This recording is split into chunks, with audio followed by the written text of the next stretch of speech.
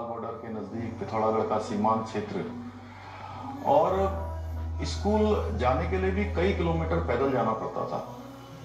और अभी नए बच्चे या हमारे यहाँ बैठे हैं बहुत सारे ऑडियंस हैं जो आए हैं इसमें, तो आप सब लोग पाठी जानते हैं, तख्ती जिसको बोलते हैं, तो हम लोगों ने उस तख्ती में पढ़ाई करी है। इन लोगों ने यूट्यूब पर देखा होगा तख्ती। जी जी। तो वो तख्ती में हम लोग पढ़ाई करते थे, और रात दिन में स्कूल में जाके लिखते थे तख्ती में। दवात में जो खड़िया था वो घोला जाता था, कलम से लिखाई होती थी, और जब घर आ जाते थे तो घर आने के बाद उसको मिटाते थे। मिटाने के बाद रात में जो रेडियो के सेल होते थे, रेडियो के सेलों में से जब वो पूरा सेल यूज हो जाता था तो उसमें से वो जो काला निकलता था उस काली को पोत देते थे भिगा के, और प्रातःकाल जो है स्कूल जाने से पहले दवात से, उसी दवात से हम घोटा लगाते थे और चमकाते थे। कोशिश करते थे कि जैसे शीशा होता है दर्पण, वैसे आरसी की तरह वो बन जाए और उसमें जो है तस्वीर दिखाई देने लगे सामने से।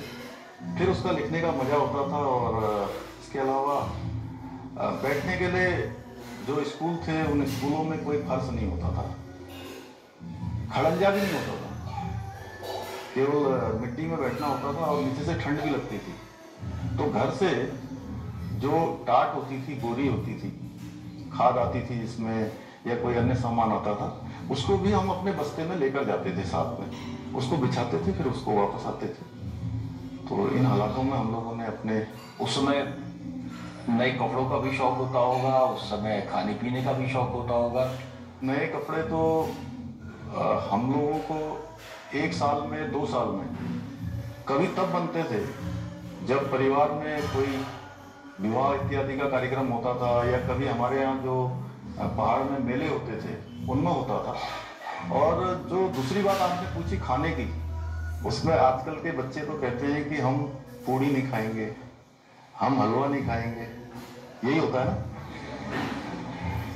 हम लोगों के समय में हम खुश होते थे कि अभी दीपावली आने वाली है, अभी हमारा एक त्यौहार आने वाला है। जैसे माघ के महीने में हमारे यहाँ एक भभूतिया त्यौहार होता है, मकर संक्रांति को। जैसे देश में अलग अलग जगह पर इस त्यौहार को मनाते हैं, कहीं मकर संक्रांति, कहीं माघी, कहीं लोहड़ी, कहीं पोंगल, कहीं बिहू।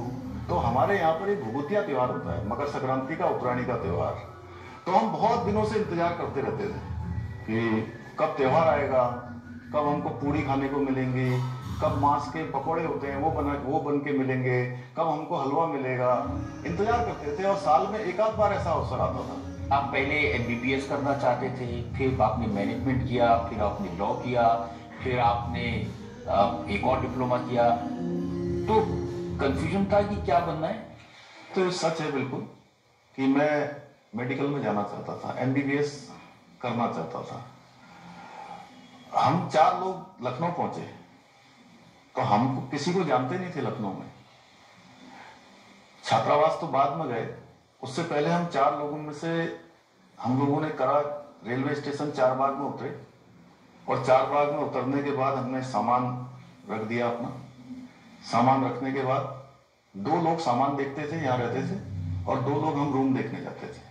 हमको 3 दिन के बाद रूम मिला, फिर हम रूम में शिफ्ट हुए, और फिर हमने कोचिंग शुरू करी लखनऊ में। न्यू स्टैंडर्ड कोचिंग एक बहुत प्रसिद्ध कोचिंग हुआ करती थी उस जमाने में।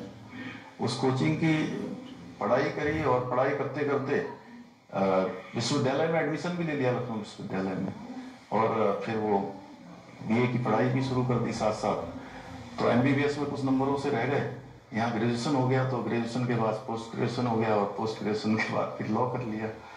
और लॉ के बाद मैं रिसर्च भी करना चाहता था, रिसर्च में भी मैंने एडमिशन किया था, अपना थीसिस वगैरह जमा करवाई थी।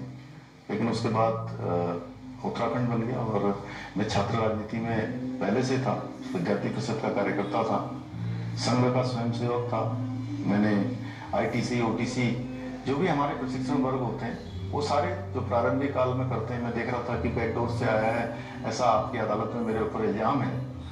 तो मैं बताना चाहता हूँ कि हम लोग बचपन से स्वयंसेवक रहे हैं और बहुत सारी स्थितियाँ परिस्थितियाँ जो हमारे विचार परिवार की संगठन की जो नीतियाँ हैं उन सबको पार करते हुए या उन सभी को कहीं ना कहीं उन दायित्वों पर, चाहे वो नगर स्तर के, विश्वविद्यालय स्तर के, प्रादेशिक स्तर के, उन सभी दायित्वों में रहने के बाद, छात्र राजनीति में रहने के बाद, युवा मोर्चा में रहने के बाद, उसके बाद विधानसभा का चुनाव लड़ा और पार्टी ने जो भी दायित्व जब दिया उस दायित्व में काम। धामी जी, विद्यार्थी परिषद में तो बहुत सारे लोग रहते हैं, ओटीसी भी बहुत सारे लोग करते हैं, संघ के स्वयंसेवक भी बहुत सारे होते हैं, एमएलए भी बहुत सारे बनते हैं, लेकिन 45 साल की ओवर में मुख्यमंत्री पुष्कर सिंह धामी बनते हैं।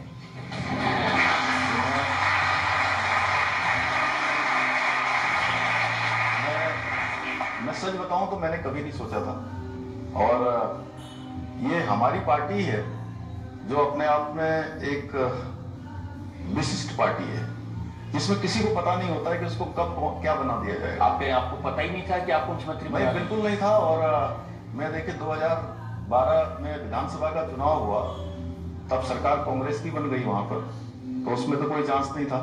लेकिन 2017 में जब उत्तराखंड के अंदर नए चुनाव हुए और नए चुनाव में भारतीय जनता पार्टी की सरकार बनी, तो मुझे बहुत मेरे मन में था कि इस बार मैं मंत्रिपरिषद में जरूर आऊंगा। और जब मंत्रिपरिषद फाइनल होकर आई तो उसमें मेरा नाम नहीं था। उसके बाद भी 2-3 बार ऐसा हुआ कि लोकसभा का चुनाव होना है, तो मुझे लगा कि मैं लोकसभा के लिए चुनाव में खड़ा होऊंगा।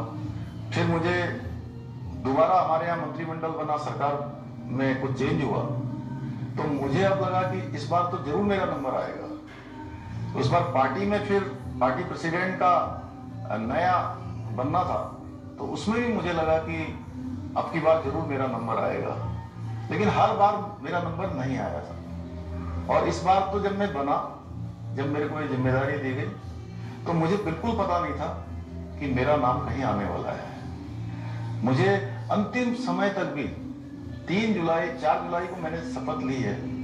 3 जुलाई को शाम को विधानमंडल दल की बैठक होती है, तब तक भी हमारी पार्टी में किसी भी हमारे प्रभारी जी का, कोई पार्टी कार्यालय से, कहीं से मुझे कोई कंफर्मेशन नहीं दिया गया कि आपको बनाया जा रहा है। मैं पीछे की सीट पर बैठा हुआ था और अचानक हमारे मध्य प्रदेश में जो विधानसभा के अध्यक्ष हैं, अभी नरेंद्र सिंह जी, पहले कृषि मंत्री थे, कृषि मंत्री रहते हुए वो हमारे ऑब्जर्वर थे, प्रभारी थे, और वो सीधे नाम की घोषणा करते हैं। तब मुझे पता लगा कि मुझे जो है विधायक दल का नेता चुन लिया गया है, कल मेरी शपथ होने वाली है। देखिए, उस जमाने में 3 महीने में उत्तराखंड के 3 मुख्यमंत्री बदले गए थे, बीजेपी के सामने मुश्किल थी। आप कह रहे हैं कि आपका नंबर कहीं नहीं लग रहा था, न मंत्री बनने में, न लोकसभा में, तो ये मोदी जी ने आपका नंबर कैसे लगाया? मैं देखिए, वो बहुत पारखी हैं और वो जानते हैं, और उन्होंने मेरे ऊपर भरोसा किया। मैं यही कह सकता हूं कि मेरे जैसे सामान्य कार्यकर्ता को, एक सैनिक के बेटे को मौका दिया, और मैंने भी कोशिश करी कि जो भी पार्टी का दायित्व है, पार्टी की जिम्मेदारी है, या पार्टी जो मुझसे एक्सपेक्ट करती है, जो अपेक्षा है, उस अपेक्षा को मैं पूरा करूं। और 6 महीने बाद चुनाव भी होना था, तो पूरी सामर्थ्य के साथ और प्रधानमंत्री जी के आशीर्वाद से, गृह मंत्री जी के आशीर्वाद से, हमारे राष्ट्रीय अध्यक्ष जी के आशीर्वाद से हमारी पार्टी चुनाव में गई। और उत्तराखंड के इतिहास में अभी तक जब भी उत्तराखंड का चुनाव हुआ, हर चुनाव में वहां ये परिपाटी थी कि एक बार एक पार्टी की सरकार होती है, चुनाव आता है तो सरकार बदल जाती है। 22 सालों के इतिहास में पहली बार उत्तराखंड में हुआ कि ये मिथक टूटा, ये जो इतिहास था वो नया बना, एक जो परिपाटी थी वो परिपाटी बदल गई, और उत्तराखंड में दोबारा माननीय प्रधानमंत्री मोदी जी के नेतृत्व में, और मुझे वहां के मुख्य सेवक के रूप में जो काम मिला था, उत्तराखंड की जनता ने फिर से सेवा करने का अवसर दिया और एक इतिहास बना दिया।